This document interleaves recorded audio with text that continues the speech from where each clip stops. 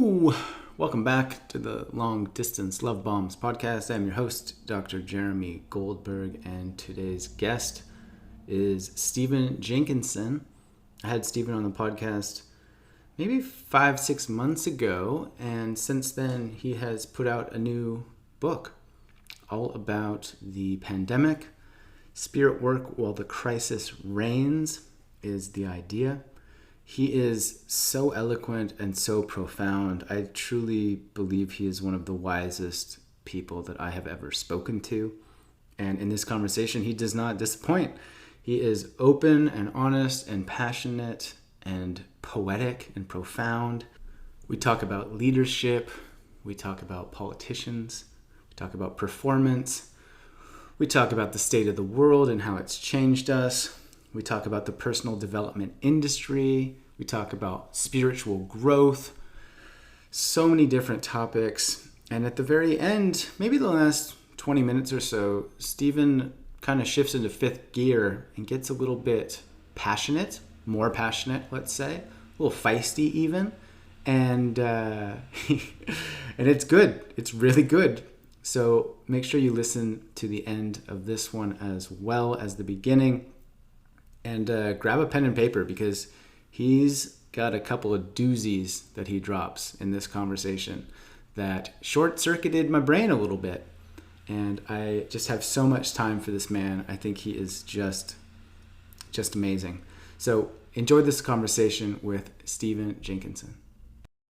This episode is brought to you by Cured Nutrition. Cured is the leader in CBD supplementation with an entire line of products designed to take your everyday life to its ultimate potential.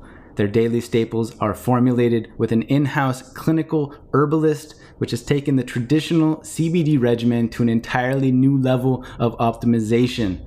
If you're anything like me, you like waking up feeling good and living well. You've probably toyed around with the idea of finding healthy alternatives to jumpstart your morning. Personally, it's why I start my day with Cured Rise, which is their focus supplement. It's a powerhouse blend of functional mushrooms like lion's mane and cordyceps, broad-spectrum CBD, and powerful adaptogens. It gives me clean, clear, and sustained energy without any of the caffeine jitters or crash that I get with coffee. After I get going, Aura is next. It's another blend of functional mushrooms, CBD, and adaptogens, but it's got a twist. We all know how important it is to sustain our immunity nowadays, and this covers all of my bases. The vitamin D, prebiotics, crucial antioxidants are delivered straight to the gut, which is the foundation of our emotional and physical health. Am I right? Second brain. It's where the majority of our serotonin production and immune function begin, or it keeps everything in check, performing at its best, so I have one less thing to worry about, and I obviously cannot forget Zen. I use it every night. It is certainly why it has become Cure's #1 selling relaxation and sleep product. You know the long nights spent tossing and turning? Yeah, not with this stuff. It has ingredients like reishi mushroom, ashwagandha, magnesium, passion flower, broad-spectrum CBD, so thankfully, restlessness is something of the past. Cured Nutrition products are your answer for a daily dose of health. Visit curednutrition.com. That's CURED nutrition.com. Be sure to use the coupon code LOVEBOMBS, and at the checkout you will save 10% off your order.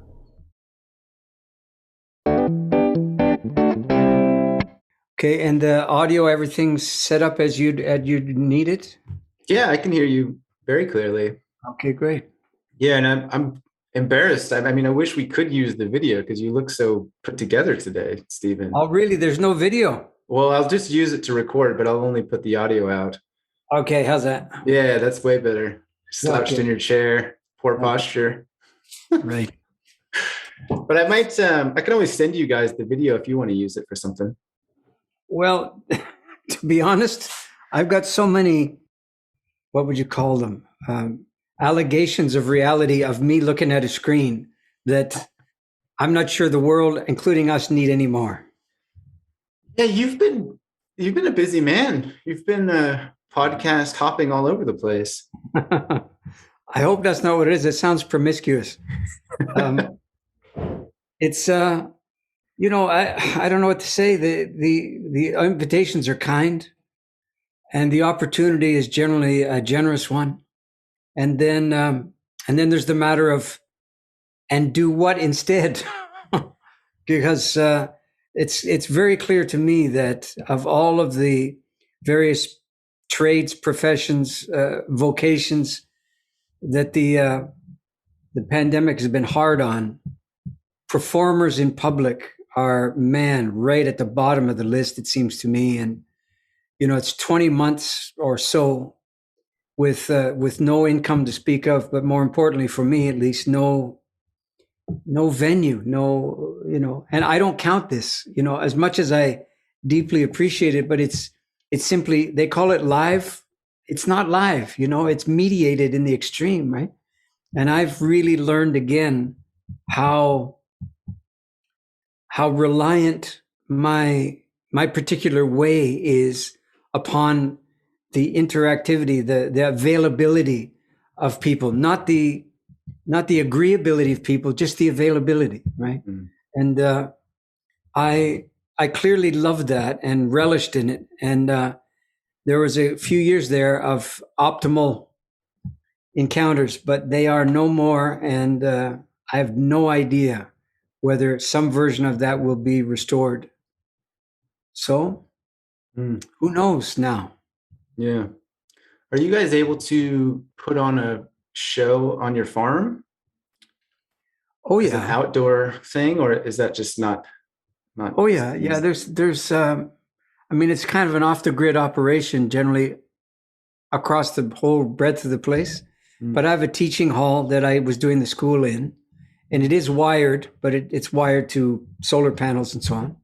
And it's in a beautiful field, and it's certainly doable. I mean, I'm responsible for the health and well-being of people who are here, and there'd have to be a real consensus about the prospect of people we don't know coming to the place, and how do you invite people and at the same time limit have some contact mitigation, let's call it, for want of a better phrase. And that's a very tricky operation at the level of etiquette and all kinds of stuff. So yeah, and I think we're seeing that exact challenge scale at a national level right now. Really. So recognizing that you have been doing a lot of talks and workshops and meetings and things, is there things that you are just sick to death? Geez, apologies for that pun. Are you tired of talking about certain things, or are there things that you have not yet been able to dive into that you're like chomping at the bit to talk about? It's not yes to either one. Certainly tired of nothing. No, not at all. And if I've been waiting like an unrequited 15-year-old to be asked to dance, to a particular tune, not Stairway to Heaven again. No, I have been pining for a particular subject. I suppose, with great regard for the question, I often bend the answer in the direction of my more prevailing preference than the question might initially have allowed. So I get there. I'm lucky enough to get there. Let's call it the trains of the questions come to my station eventually. You do have a fairly honed talent to take a question and then kind of direct it in a way which feels best for you. I like your strategy. I don't even know if it's a strategy of saying, I'm going to tell you a story instead of give you an answer. Well, I've got a couple of jumping off points, and Okay. I'm happy to follow these as detours or scenic routes or wherever they may lead. So just to clarify again, I have no expectation or desired outcome from this conversation. I just want to have a good chat, and I'm very grateful for your time. So I suppose in saying that also, if I do ask a question, feel free to reframe the question, take it in a more exciting place for you. It's all good in my book. Okay, very good.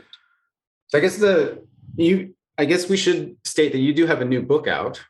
Right. that I want to highlight to people listening. And it was, a, how do you describe it? A series of dispatches through the crisis? Mm-hmm. Yeah. Well, I distinguish it from a diary right out of the gate because each one of the entries is dated. And so, you'd be forgiven if you thought, oh, this is a guy just keeping track of himself, and wants me to buy it. But I've never done that. I've never kept a diary and I'm not doing it now. So I distinguish it by saying, it seems to me a diary is like any autobiography, that it begins with the distinct possibility that you are alone, or a feeling that you are alone, or some kind of dread in that direction. And you're hoping that your self-discovery is somehow compelling to someone else, and somebody's going to look over your shoulder at what you've come up with. That's diaries in a nutshell to me. And what are dispatches? Well, from the beginning, they're oriented to a potential reader or a receiver, and they're testimonies, not snapshots. I said in the introduction something like, this time I aim for brevity. I'm not that good at it. 400-page plus books is a routine for me, but I aimed for brevity this time, and the dispatch format helped with that.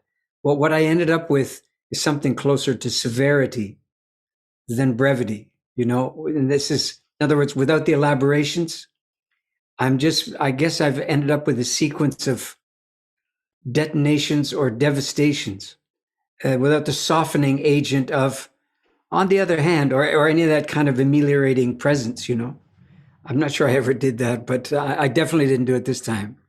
And then if the context is a plague, you can be fairly certain that the demolition that comes in is very recognizable. It's extremely time sensitive.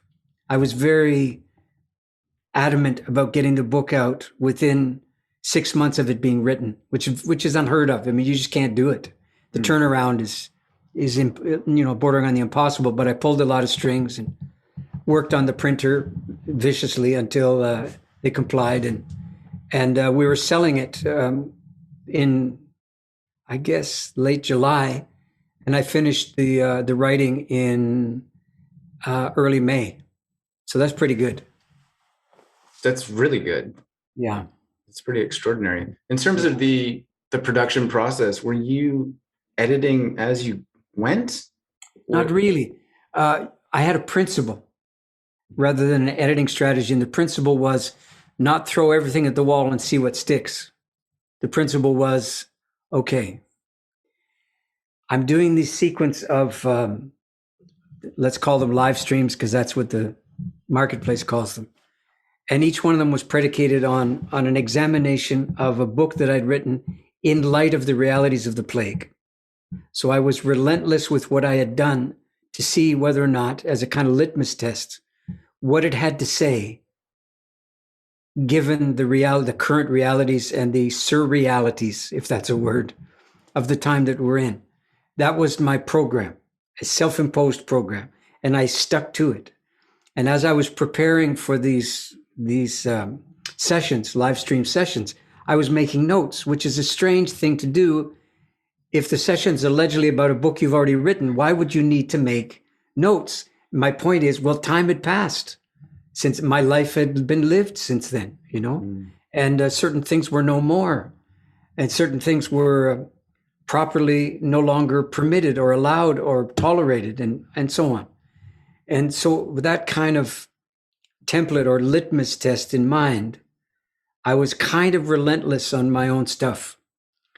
And so the notes were important, but by the end of the first session, I was looking at the notes that I made and recognizing again that they were lining up in a book form, kind of orderly, like in the kids in a schoolyard. They were starting to line up a little bit to file in, and with no particular tyranny from me. So I recognize the occurrence because it's happened to me before, and I just obeyed it. And then I did the same thing with the next session and with the next and with the next.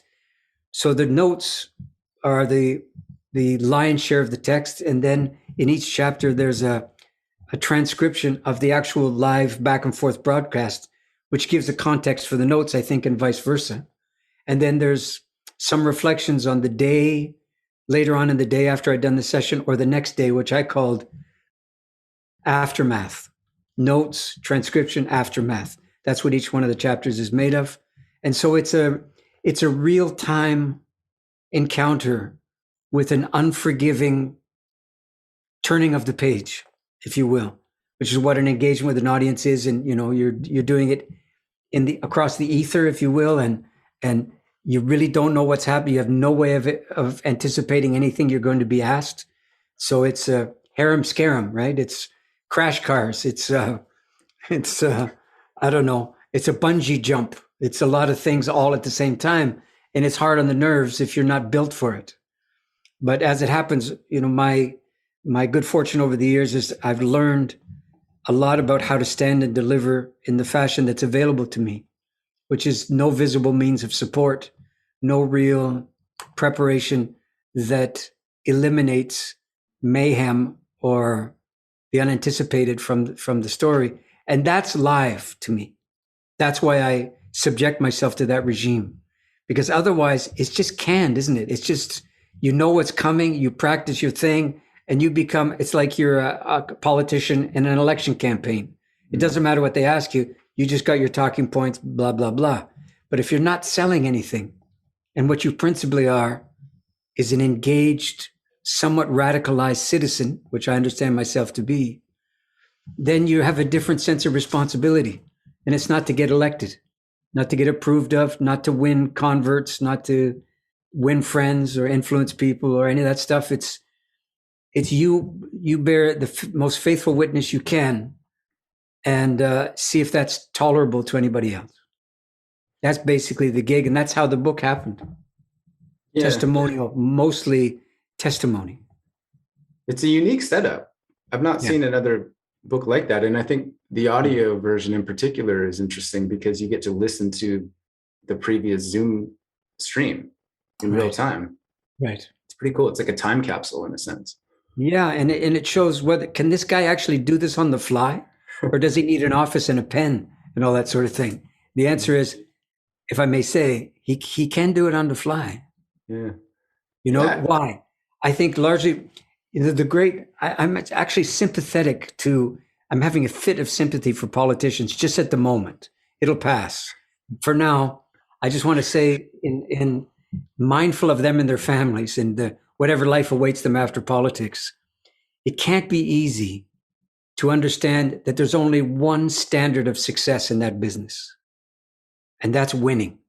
More importantly, selling, right? And the only way you can really gain the upper hand and get your ass elected is if you close down any gap that exists between what comes out of your mouth and what the populace, the electorate, is wanting to hear. See, you gotta bring those two things together until you seamlessly become the spokesperson for the very best, quote unquote, of what people want to hear.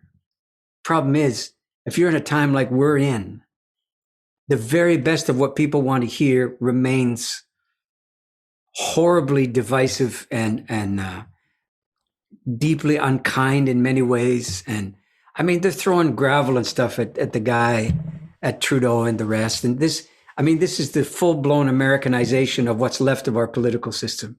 You know, that it gets torn asunder like this. And I mean, the politicians haven't done us any favors by not being forthright from the beginning about what the consequence of vaccination was going to be from their point of view. And it's clear that they're going to roll it out over the time and get people softened to the idea of mandatory. But you knew it was coming. No matter what they said, you had an obligation as a citizen of a free country to do your discernment and listen to it carefully, and you could see it, right? So there's no shock. There shouldn't be any shock. The idea that you're being conspired against is your naivete and your truancy talking as an electorate, right? For which you are solely responsible. Whatever misrepresentations you think have been foisted upon you by politicians, the deep truth of the matter is it was there to be read. Come on now. How are they possibly going to offer a vaccine and then shrug if you don't want it, given the microbial realities? Come on now. Okay, so it's time to grow up, no? And then they're throwing gravel at his election bus. That's not grown up. That's like people that didn't get their way, right? And you call this freedom? And anyway, we can talk about freedom if you'd like, but I was deeply concerned in the doing of this book that the realities of the time, the unauthorized realities of the times, had a chance to appear because I wasn't running for office, and I had no obligation to close the gap between what I've been privileged to see and whatever capacities I have with the language and so on the one side, and whatever expectations there might be that people bring to a sequence of dispatches. You know, I can anticipate it, but I don't have to proceed accordingly. I could say, well, you could do it your way, which you probably are doing, or you could consider another way.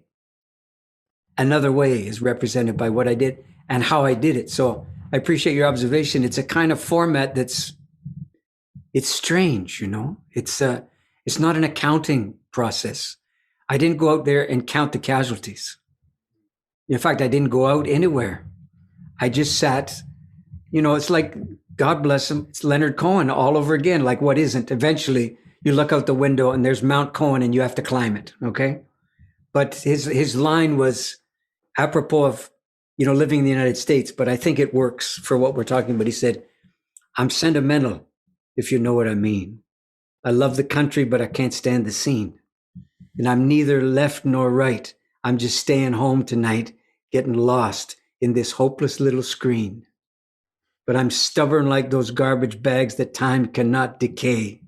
I'm junk, but I'm still holding up this little wild bouquet.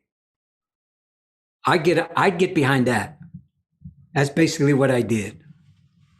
Yeah. I'm neither left nor right. I just stayed home most nights, getting lost in that hopeless little screen. Yeah. But I appreciate your comments about the politicians, because one of the words that I've written down to hear your opinions about was leadership. Mm-hmm. And it sounds like what you described there was that politicians today are somewhat trapped in an ongoing performance piece, whereby they tell us what we want to hear, but not what we need to hear. And I feel like you are a different kind of leader in that you flip the entire script and you tell us what we need to hear, and you don't necessarily indulge what we want to hear. Is that a fair description? The second part of the characterization is fair.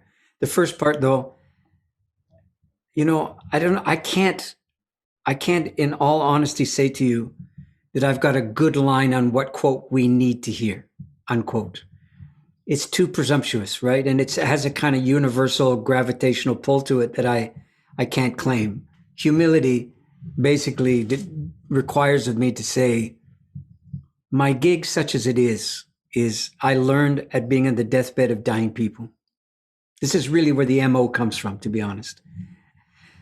And what I realized was this: dying people in a death-phobic culture as a group don't want to be dying people, okay?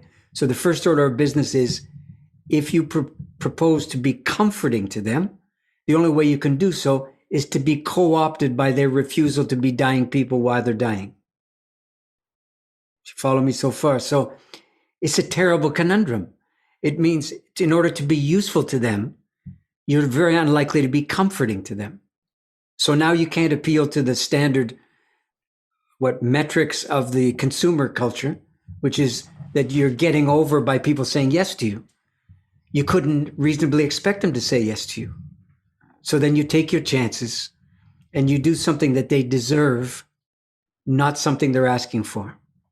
And how do you decide that?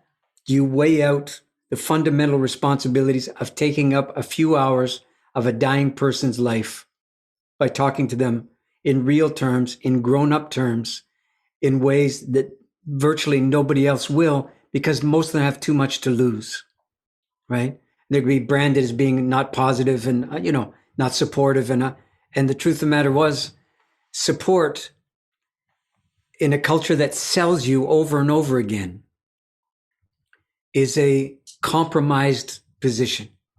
And yes, so I'm with you. I'm deeply sympathetic with, and in no way envious of the politician's problem, right? I take after Seamus Heaney, the Irish poet who died not that long ago. He wrote a remarkable poem called From the Republic of Conscience. She really advised to look it up. And one of the things he recommended is that, if I remember from more or less from memory, politicians should learn to quote by heart from unwritten law and to weep for the presumption of holding office. Oh man, would that be a thing? Rather than claiming they're the best person for the job, fessing up to the fact that it's not clear that there's any qualification that merits the kind of responsibility that goes with it, that no human being can carry such a thing around and still be a human being and still testify to the what we call the ambivalences of being a human being. No? And then the insane expectations that a culture has to be, quote, led, but at the same time, the demand to be reflected in all the leadership. Are you nuts? How can anyone possibly deliver that expectation? You want to see yourself in the leader and you want to be properly led at the same time, which is to say, you think you're qualified for the leading and you're certainly qualified to choose the best person for the job, all of which is false, right? So in a voting culture, the principal responsibility is deep running education of the electorate. Sadly, the politicians are not that interested in seeing to it that the electorate is fundamentally educated instead of fundamentally softened for the velvet glove of what they're selling. Thank God it's not me. Yeah, I heard a line years ago that the desire to hold the highest office in the land should be a disqualifying characteristic for holding it. Clearly. I mean, the Americans just went through 4 years of a guy who's a poster child for that dilemma. It's basically a job description for a narcissist, isn't it? And they got one. And a rich narcissist is a hard habit to break in an alleged democracy. Indeed. I want to jump back to your book and how you described going through your old material to kind of synthesize it and compare it to the present situation.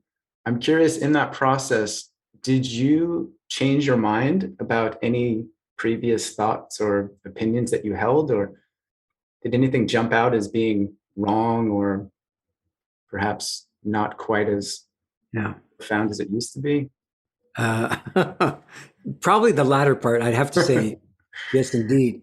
Although not everything makes it into the book because it strikes you as insanely profound and never to be repeated. That's not a criteria, really. That happens from time to time, but it's fitful. No, this may disappoint or it may seem unreflective, but generally speaking, I was able to live with what I had come up with. Yeah. With the possible exception of the title of the first book, Money and the Soul's Desires. And the reason I was troubled by it is because the language of the soul that's employed in North America is so scatterbrained, so utopic, that the literal word there, Greek, means good place. The prefix means good, and topos is the Greek word for place or location. And, we just don't have a precise language that's trustworthy when it comes to the quote, the inner life. And I probably should never have used the word soul. And look what I've done in the subtitle of this last book. I used the word spirit instead, like I've upsold myself and done better this time around. Spirit work, well, I don't know.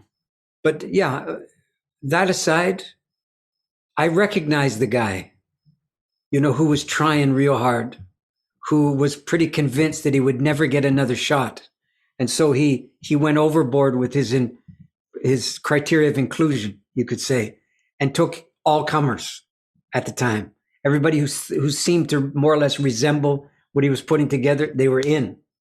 So there's actually 2 books in Diewise, I came to realize. There's a book about the death trade, what I was there for. And then there's a whole other book tacked onto it about how we came to the death-phobic dilemmas we come to. That's a monstrous amount of stuff to put in a book that people are giving to their ailing relatives, for God's sake. It's not really the time to to spend time over history and things like that. Or is it? Well, maybe it is. And the same with the elderhood book. There was the first book was about elderhood and the dilemmas thereby. And the subsequent book was, man, what does this look like in the flesh? Let's not use elder as some kind of honorific title. Let's see if we can recognize the doings that constitute elderhood. And so it was a lot of stories, the second half of the book, which I relished being able to tell. This one, the format was ruthless on my expansive inclinations. So I didn't get past 200 and whatever it is, 30 or 40 pages, which is, these are cliff notes for me.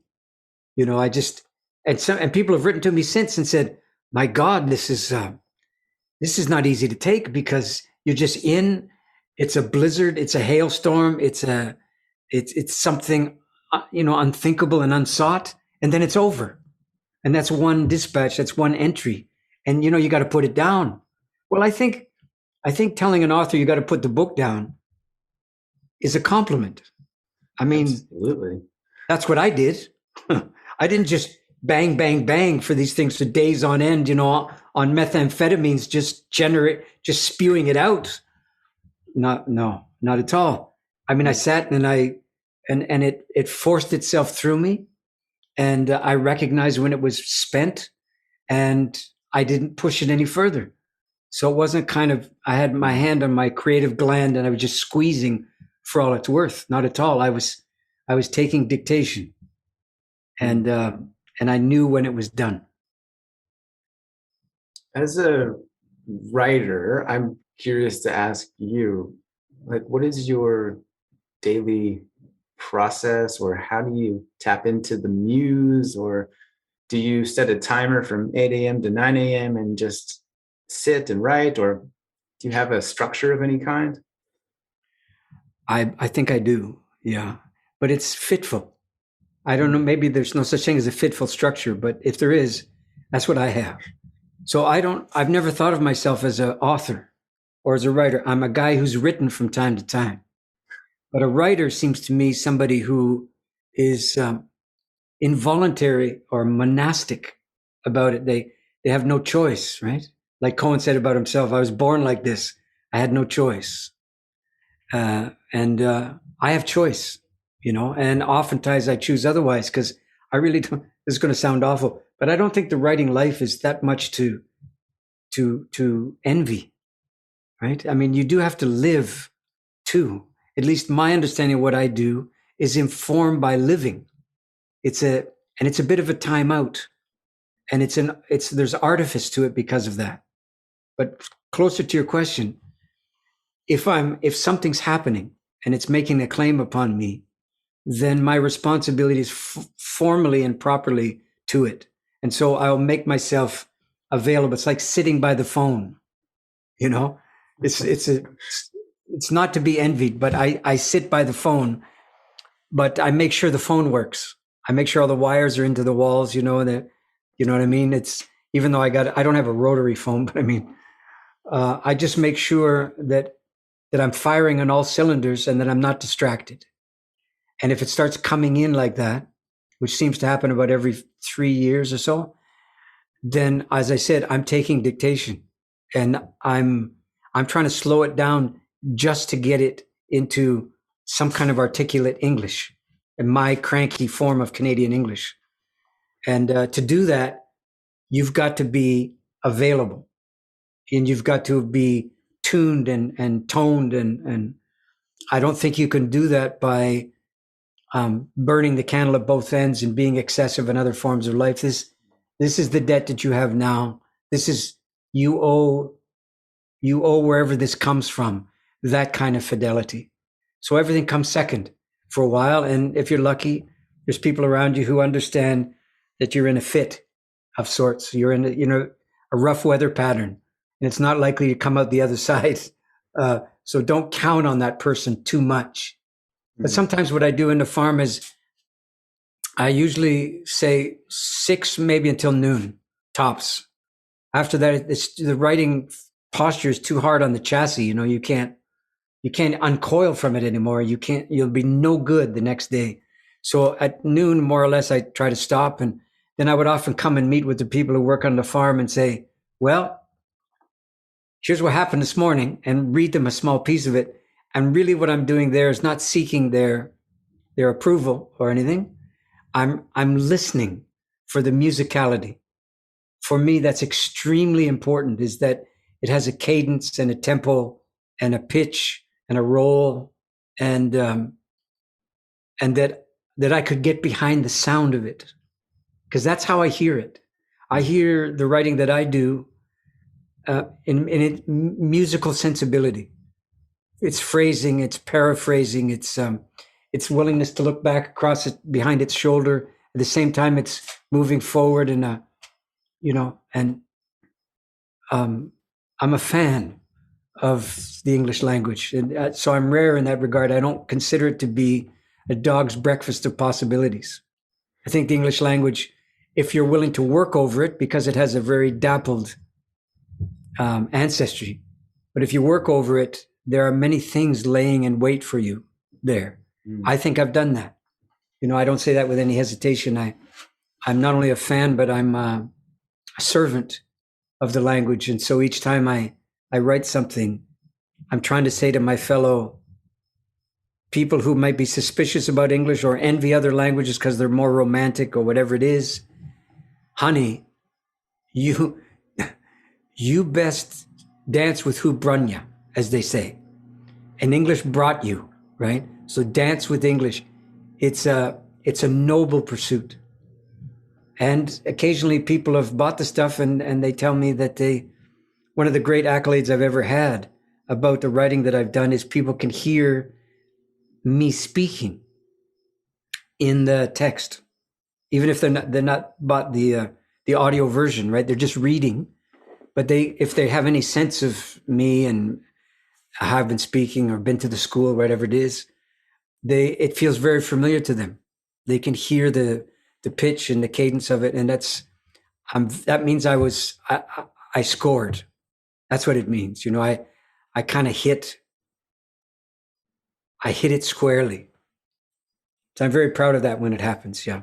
Yeah, I think that's a mark of a good writer as well, to have that unique voice that comes through in their work. That when you're reading, provided they can speak well too, and not all writers can speak well. That's one of the reasons some people just write. Yeah. Otherwise, they mumble, right? And you wonder, man, it's kind of strange disconnect. But in my particular case, I was speaking first before I ever wrote anything down. I was speaking in public and on the fly, basically first. So when it came time to write, that was the only voice that was available to me. I didn't have to make one up, or craft some kind of persona to try to be faithful to or to imitate. So in that sense, both of those enterprises, though they feel like they're different parts of they know different parts of the cranium, but when they decide to appear in the world, they come through the same doorway. Yeah, it's a good way to describe it. It's like that internal conversation back and forth to create something whole, I suppose. One example of your fondness for the English language I've read or heard is that love is the root of believe. Do I have that right? Yeah. And so one thing that I think is interesting about you is that you often will say things like, do you know the root of that word in Latin or Greek or whatever? And you seem to have a fondness or a collection of knowledge that's quite different than most people. Well, a classical education is very expensive. And so you hopefully it returns some kind of dividend somewhere along the way, because God knows it's not easy to translate into a gig. But yeah, belief. Yeah, you'd never know it from today that the root word of belief is the Saxonish word for love. And it's quite recognizable as soon as you point it out. The leaf part and the love part is virtually the same word. And yet what we've done to belief, turning it into a kind of a whipping post for your prejudices, right? Turning into another entitlement in a long string of North American entitlements. And it's unbelievable. And there's no love in belief. There's conviction and vitriol and sense of self-importance and a lot of assassination, innuendo in there. And here's the thing. The BE prefix in Old English has the function of intensifying semantically what follows it. So the word belief actually means something closer to the relentless and ever deepening visitation of love. That's what it's supposed to be. So when you inflict, quote, your belief on someone else, your love of that someone else is supposed to be palpable and manifest. Not your love of yourself and what a genius you are with your beliefs, but the willingness to recognize the chances are very good that most of your beliefs are very successful prejudices. And that's a useful distinction to consider today when there's nothing but belief. I mean, the notion that the only reality there is a personal one, and the only truth there is a personal one, is a betrayal of what belief is supposed to be, etymologically speaking. Here's another one, belong. You probably stumbled across that one somewhere along the way in the book as well. This is an amazing word. You know, the condition of belonging today is you got people on either side of you at a political demonstration who are yelling the same lunatic obscenities that you are. This is belonging? No, this is not belonging. The word belong, well, you know what the BE means now. It's the same function as belief. And then the root word is the verb to long, which is a verb you may have never used in the last 2 weeks or 2 months. It's extremely rare to use it, no? But the verb or the adjective of belonging or the verb to belong, it doesn't mean the cessation of your longing because you finally scored. It means the ever deepening practice of longing. That's what belonging actually means. So imagine then that you have achieved some degree of deep and active direct participation in something you're lucky enough to be able to believe in. And the consequence of it is that you long for it even still. Something like what happened to me. I'm in the death trade. I've seen people die left and right just the way they are now in the ICUs. I was there. I saw all that stuff, the trachs and the whole thing. You would think, as has often been the case, I think now with healthcare workers, that many of them are considering just bailing on the whole profession because they just can't stomach the extraordinary moral strain of being obliged to care for people who haven't cared for themselves, and watching the care for other people like cancer patients and transplants and so on be basically turfed to the corner because there's no room, because it's being taken up by people who refused to care for themselves. Okay, so, and there's other reasons too, but certainly that's in there.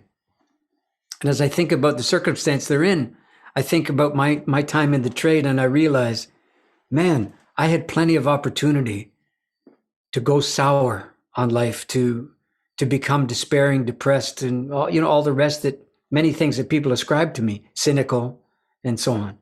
But you know what happened? I realized I hadn't really occupied my life very much, meaning I hadn't asked of myself what it's proper to ask of a living person, right? To understand that if it's time limited, which it is, how does this translate into a sequence of decision making that you can be responsible to the fact that you're alive when you know so many people who are not? So the consequence of me seeing so much death is that I began to long after being alive and felt life to be more habit forming than I knew it to be at the time. And for the first time in my life, I was loving being alive as a direct consequence of seeing its ending. See, that's what belonging means. Cool, no? Cool, profound, Yeah. transformative. Yeah. And it works.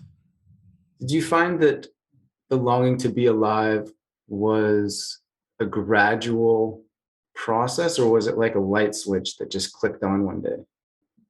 It wasn't like a light switch, but it wasn't gradual either. It was shocking. The dismay came first.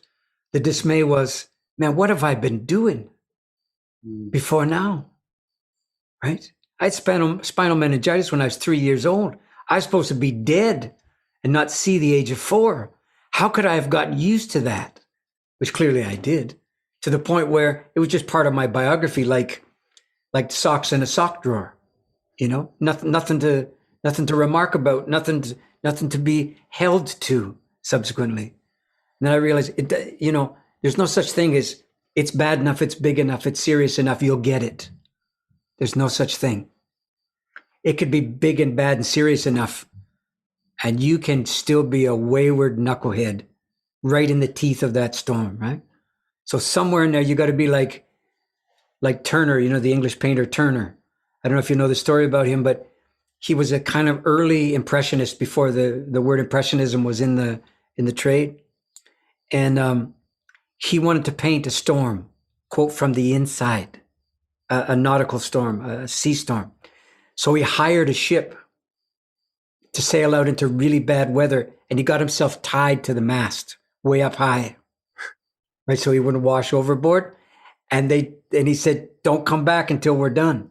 And he went up there and he watched and he looked and he swayed and he probably puked and whatever the hell did there. But man, he had a painting come out of that. Because this is a guy who understood something about longing clearly.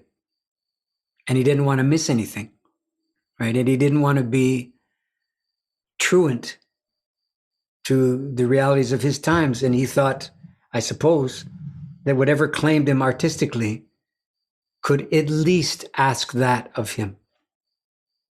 It's a beautiful story, really. Yeah. And so if the last year and a half was you strapped to the top of a ship, right, staring at a storm, what kind of insights have you derived from your artistry or palette or vision? Like, how has the last year shaped you? Well, first of all, in no particular order, at least, it's not easy to be right. So the actual calibration of this is, if you go back last year, I have a band, right? Or did. And I had a project called Nights of Grief and Mystery, which we toured all over the world, basically. And we got together in the February 2020, with a view to making a new record. February 2020 was the tsunami was starting to crest, right? But we had locked ourselves away in this little cabin up in the mountains in southern Mexico. We had no idea what was going on. Incommunicado for about 12 days. And in 12 days, I wrote the pith of 2 records. So it was a very intense time. And we began to orchestrate them in the loosest possible way, and then it was over. And we came out of that and turned on whatever it was, let's say the computer. And there's this story about these shutdowns of what? And what? And heard about the whole thing. Okay? Now, if you listen to the record called Rough Gods that we released last August, about a year ago, you will find intimations that we have subsequently lived through all over that record.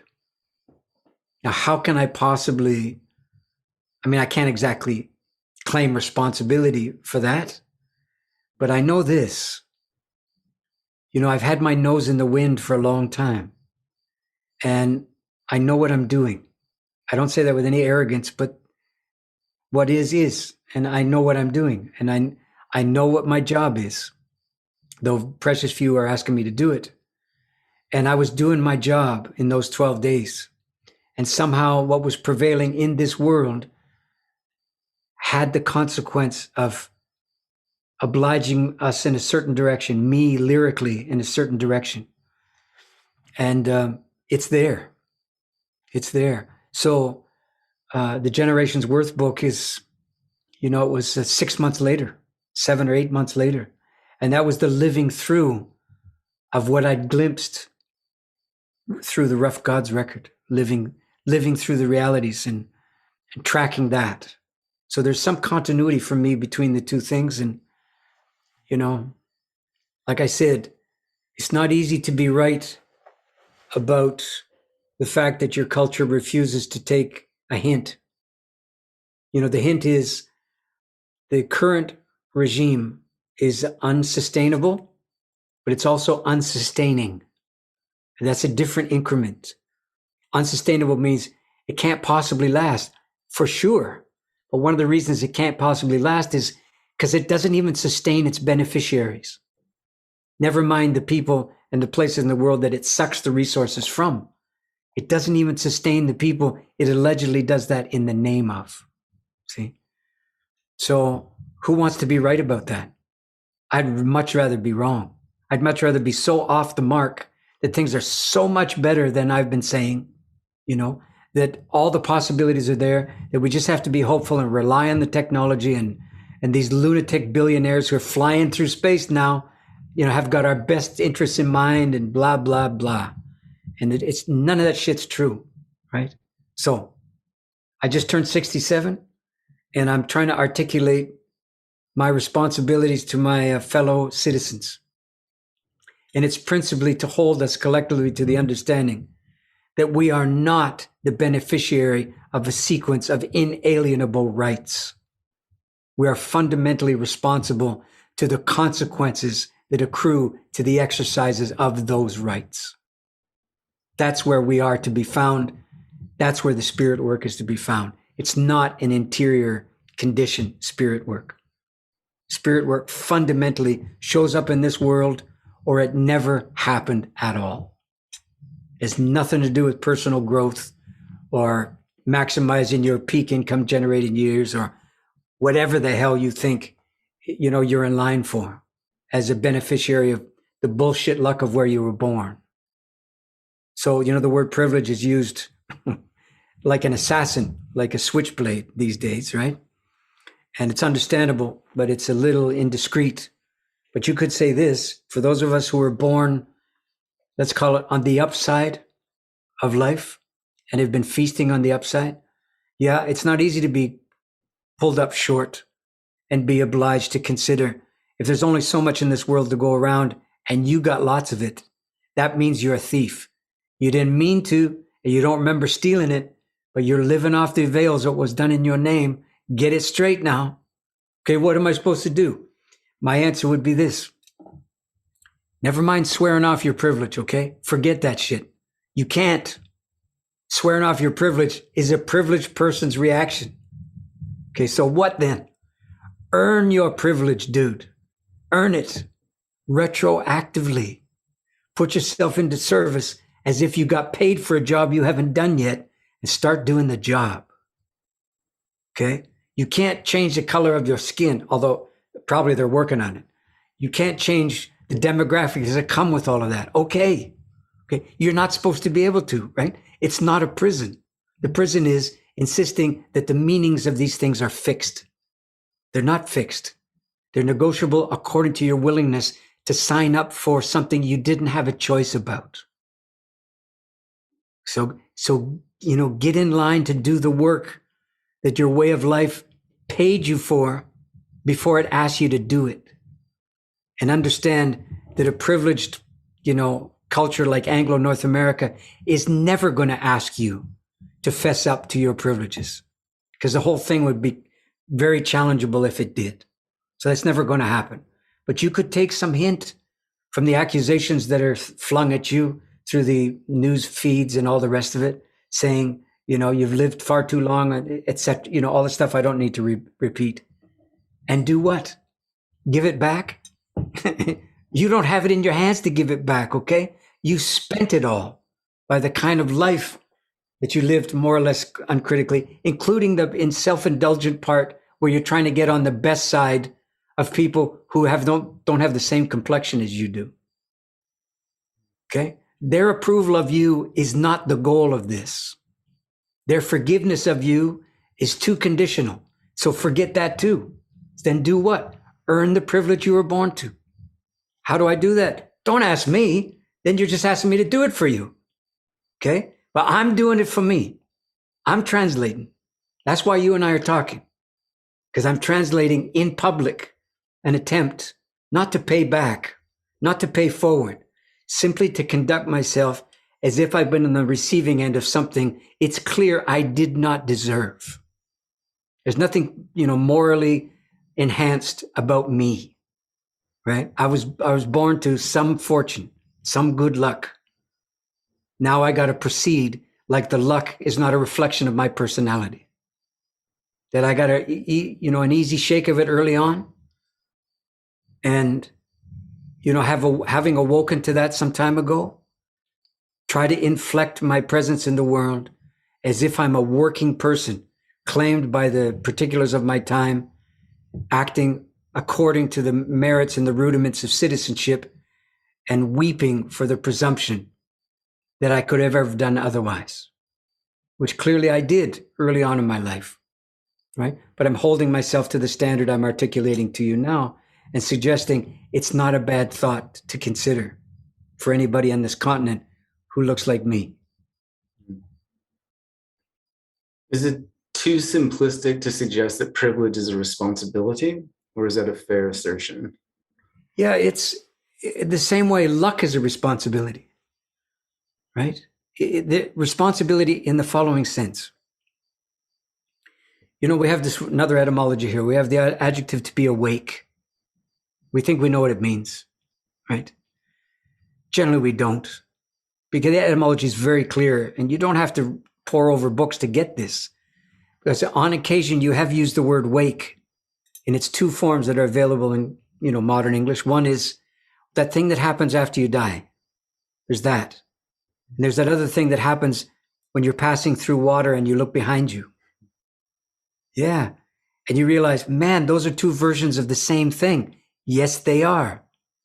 The death is you having moved through the water of life, right? Sending out ripples of consequence behind you, many of which you never intended, most of which you failed to recognize, almost all of them you didn't sign up for or willingly send out into the world, but you did it anyhow. And the condition of being awake is to be finally alerted to the web of consequence that fans out behind you. That's what the word actually means. Now you understand why being awake is not so attractive, because it's hard friggin' work. Sign up for consequences that you don't intend, right? So yes, I'm elaborating on your observation about responsibility, but that's how you do it. Just pay attention to the language. It'll tell you how to think the thought. Just rely on the language and don't be lazy about it, and it'll be available to you. All this shit's hiding in plain view. Okay, it's not esoteric stuff. I went to Harvard, so if you didn't, too bad for you. This stuff's not from Harvard, I'm telling you. This stuff from, eyes open when it was squinting time. That shit just short-circuited my brain momentarily, like awake and awake. Because in the personal development industry, especially in this light and fluffy superficial landscape that we occupy nowadays, that this idea of awakening is such a popular vernacular phrase, or that person is so woke is a very common description. Yeah. But it doesn't seem to align with the definition that you've just asserted. No, well, it's because they're using the word dishonestly. Maybe not through intent, but certainly through lack of tuition. They're using it dishonestly. It's not what it means. Not what it means. If that's what it meant, you wouldn't have people lining up to pay their big money, because that shit is very costly to awaken. It's very costly. It's much harder to proceed having glimpsed yourself in inaction. It's exceedingly punishing realization to have about yourself. And so the first consequence of awakening is grief, man. It's not hallelujah. It's not high five. It's not, where's my ayahuasca now? It's grief. What have I been doing? What did I mistake for awakeness that it let me off the meat hook of serving the troubles of my times? Short-circuiting? Yeah, of course. Of course.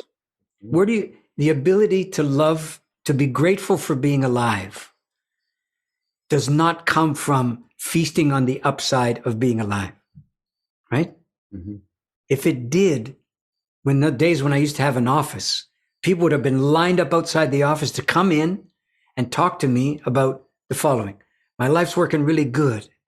It's amazing. So I thought I'd come in and talk about what life means. That shit never happened.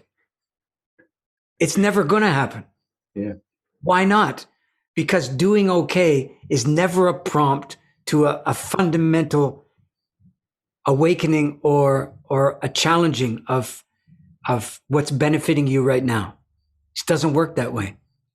It's like sitting on the couch with whoever you're married to, looking down the couch. We okay? Yeah, we're okay. Okay. Oof. That's a close one. Okay, yeah. Should we talk about it? Fuck no, don't talk about it. Yeah. You already found out you're doing okay. It's only downhill from here. Right? Okay. Except the other end of the couch is your life. You see, you're trying to love your life. Okay, you can't do that by risk management. Right? You can't do that by personal growth. Think about what the word growth means. Right? Why is the word growth a synonym for tumor? I didn't make that up. It is. What does it tell you? That in our heart of hearts, whatever that is, we secretly know that there's something about growth, personal or otherwise, that's hard on the world. Why? Because it's just accumulative. That's why. Because it gathers more and it piles higher and deeper. And that's the routine, right? And how do tumors do what they do? Answer is they proliferate unto the death of their host, exactly the way a suburb does a city. Okay, so a suburb is is an emoji for the personal growth industry. There's a t-shirt for you. That's some orphan wisdom indeed. It is, man. It's orphan indeed. I mean, who wants to sign up for, isn't it just, what's wrong with me working on myself? Well, how's the world supposed to get sorted while you're working on yourself? Do we have to wait until you're perfected or what? Are you ever coming back? Or did you find out that, sorry, I'm obviously ranting now. Did you find out that the consequence of working on yourself was that you realized that working on the behalf of the world is for suckers, right? Because you have to choose. It's either you and your personal development, or it's the world in its sorry ass state. Yeah, it's by default you're working on yourself because that shit's easier. And I know that's an awful thing to say because you don't know, X person's life. I know I don't. But I have some sense of the cumulative consequence of so many people my age turning away from the fray in their, quote, retirement years and maximizing their potential and trying to find an elder that they can study from who's more cafe au lait in complexion than they are. It's shameful. That shit's shameful. I'm saying it, right? And it's obviously I'm not having a good day. I don't really mean that. I'm having a fine day, okay? It's a beautiful day. And the beauty includes this kind of grieving, because that's what I'm doing. I'm not bitching. I'm not throwing stones, okay? Because anybody my age who's seeking after self-realization has blinked at the wrong time. This is not the time for everybody to be okay in their own skin and have their personal truths keep them warm at night. This is not that time. Well, Mr. Jenkinson, I just appreciate you so much. Thank you for speaking truth and just sharing your whole heart so eloquently and so passionately. You're very welcome, man. Listen, can I do a PS? I know I'm just getting pushy here now, but I'd like to do just a very brief dramatic reading from the book as a way of saying thank you to you and to the people who might stumble across this. I mean, it comes from the. It's your ride right now, Stephen. You just take us where you like. Okay. Well, I'm actually about to drop you off, not take you anywhere, but okay. Here goes. Now this is there's a story in the midst of this, which is true. I'm reporting it just the way it happened. And this is the beginning, from close to the beginning of the book. It goes like this. With each of these sessions that I've wondered actively and sometimes to the point of stillness, what it is that qualifies me to speak on the themes that I propose. The questions posed in the sessions were the occasion for me doing so, but they provided no credentials. The halls of higher learning that I haunted a generation or more ago, they didn't either. I've been a working man, though, and I've considered carefully the conditions of citizenship in these times of trouble and torment. Now, sheer endurance might qualify me to speak, but only about endurance. And so it's the kids, finally. They don't provide me qualification, but they do weep necessity and mandate and faithfulness. And that binds me to them. No matter their manners or their métier, they're there. And they'll be there after me. No longer kids. And I have a hunch about what kind of a world they're inheriting and what kind of old people that will make of them. My forebears were marked by that desolation of faith and modernity, which was the Great Depression. And then there were the war years, and I was born in its shadow. But my heirs, well, they will be marked by this plague. They'll not be free of its ravages and its litany their whole lives. That burden, theirs and mine, is what I've translated into a mandate to be troubled aloud. And so I'm walking down the main drag of a tourist town at sundown on an island in the Pacific. I have a companion who's a full head taller than me, maybe the same age, Sufi inclined, kind, my sponsor for an upcoming speaking event. And the walk is his idea to help me know where I am. And everything about it is grim and mercantile and salacious and desolate. It is the striving of the world at its worst. And he stops and he wheels around to face me with his face full of sudden earnestness and realization. And this is what he says to me. If it wasn't for the kids, I'd say, fuck it, let's party.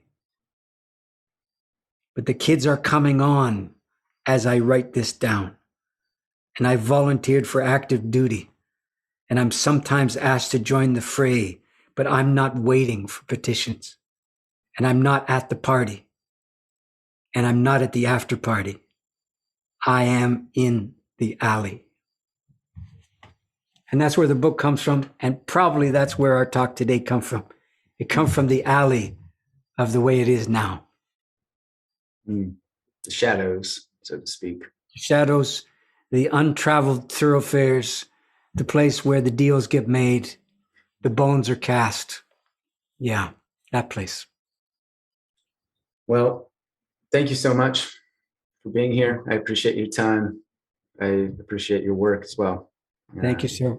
That was Enough already. I can take the hint. It's enough already. No, man. If you want to jam for another hour, I got It's nowhere to go. cool. But I'm No, as conscious as you sound. it's well and good for you and me, but anyone who's strapped into this thing unexpectedly, it's well enough. It's plenty enough for them for now. Excellent. Well, I look forward to one day seeing your performance in person. God, from your mouth to God's ear, I say I would love it. I mean, that's what we're working. We had a band rehearsal about 2 weeks ago. Yeah. And then we had no place to take what we realized again we know how to do. And it's heartbreaking, frankly. And I don't know at my age how much longer I can tour and handle the demands of the road. And I mean, never mind the fact that there's nowhere to go right now.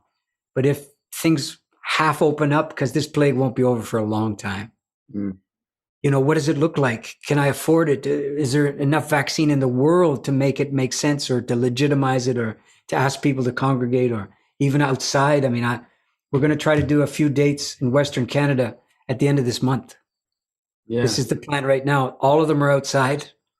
All of them are stuff we'd say we'd never do, because the Nights of Grief and Mystery show really needs to make a container that the alchemy happens in. And when you're not controlling the circumstance, like lighting and stuff, I mean, it's a real challenge. And we're doing it as a duet instead of the 5-piece band that we're accustomed to, just to see if we can do it. And we're not even advertising it. We're just word of mouth, the local organizer and their friends, basically, so as not to endanger anyone or seem to be irresponsible, or, especially in this context of this election and blah, blah, blah. Yeah. And we're going to try, but I haven't even made the plane reservation yet. And it's only, 3.5 weeks away. So you can tell how uncertain the whole thing still is. And yeah, I was emailing Nathalie a little bit about that, as a person that's in Squamish now that was in Vancouver. And I just so wished I had a great big house with a big backyard that I could say, book the flight, get over here, I got you. I put out some feelers, but as you suggested, it's such a tricky, uncertain time right now. Yeah, I understand. People are spooked, or worse, or paralyzed, or worse, or desolate feeling, or worse. And, the only thing I can say in response to it is, so what kind of time could use a little night of grief and mystery? When things are going pretty good, like 2019? Yeah. Or is it now? If not now, when, right? Well, there you go. Yeah, your medicine is needed, and long may you continue it. All right, Stephen. Thanks again. I'll talk to you soon. Good to talk to you. Thank you. So that's that. He's amazing, right? If you haven't heard the first time that he was on the podcast, check it out. It wasn't too long ago, maybe 4 or 5 months. I've also included links to all of his stuff in the show notes, including his books and that poem that he referenced, which I'm going to check out right now. Thank you for being here. Please do leave a 5-star review if you can. Leave a little comment that says nice things. It fills my heart and it warms my soul. But also, it helps me to get guests, and it helps to spread the impact of the podcast far and wide. So I appreciate you doing that for me. It would mean a lot. And that's it. Thanks for being here. Thanks for listening. And I'll talk to you soon.